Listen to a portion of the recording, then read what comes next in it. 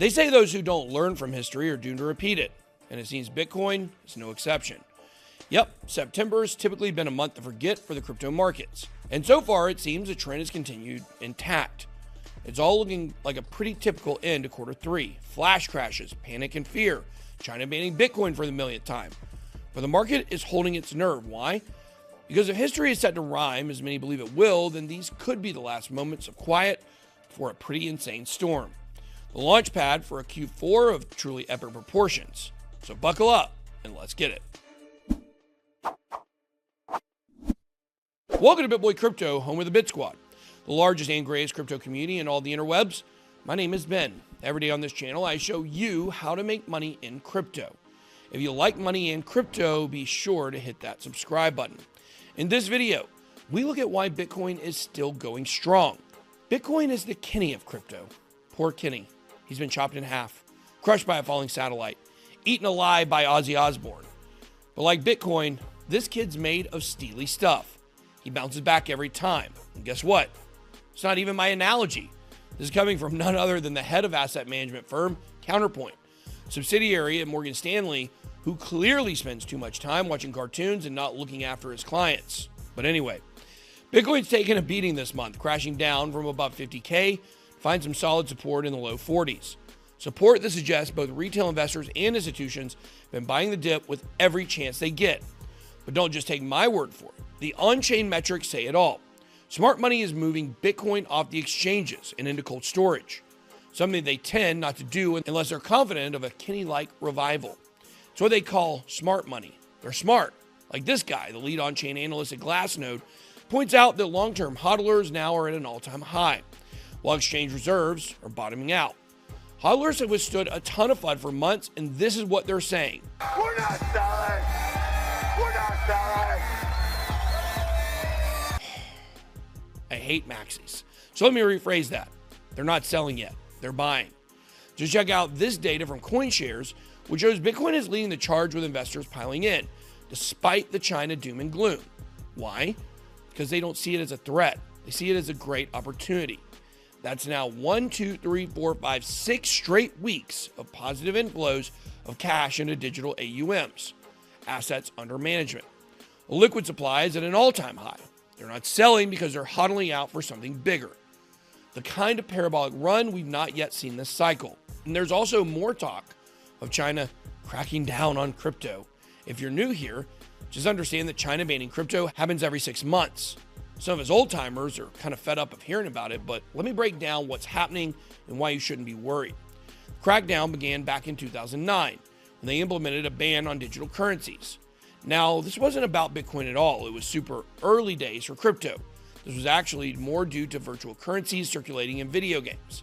But even then, they saw it as a potential threat to the yuan. Fast forward to December 2013, CCP explicitly called out Bitcoin by calling it a currency without real value and banning their banks from handling transactions. We saw some fake news go around in 2014 about a full-on ban that briefly rocked the market. And a few years later, they forced their exchanges to shut down, which is when Binance made the move over to Malta. 2019 saw the mining ban, which ultimately took full effect earlier this year, beginning the so-called Great Mining Migration, something Anthony Pompliano described as a major geopolitical error. Well, now they've doubled down with an all-out ban, the real deal.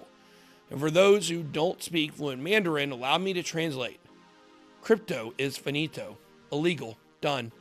We're seeing exchanges like Huobi scrambling to cut ties with customers on the mainland, most of whom are getting those coins into cold storage as fast as humanly possible. But of course, not before smashing that like and hitting that subscribe button in the name of freedom. Is this likely to have a negative impact on price action? Well, so far it's barely registered. Sure, we had a small dump, a dump for ants. Meanwhile, we actually saw a rally in DeFi coins, largely attributed to Chinese retail seeking out the decentralized alternatives not even the CCP can ban.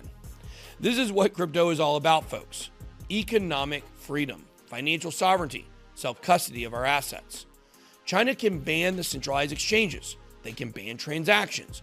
But the difference between banning and actually stopping something is huge. The war on crypto is just another war you don't win.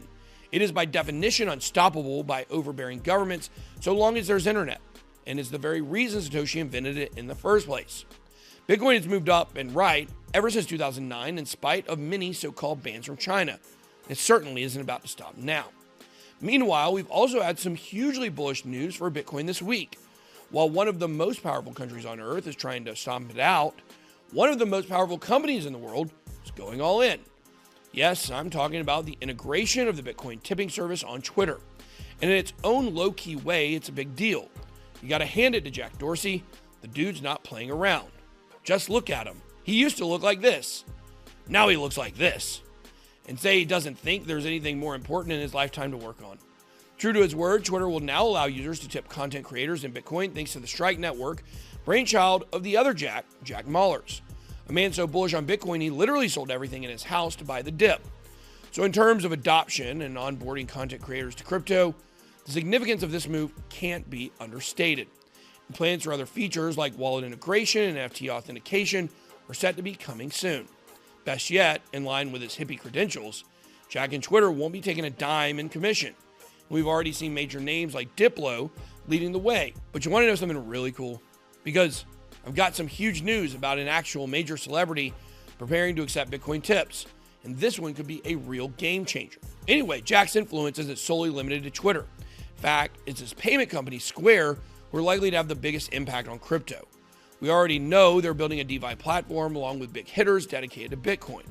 With a current working name of TBD, he's invested with Jay-Z to build an endowment fund promoting Bitcoin in Africa and India.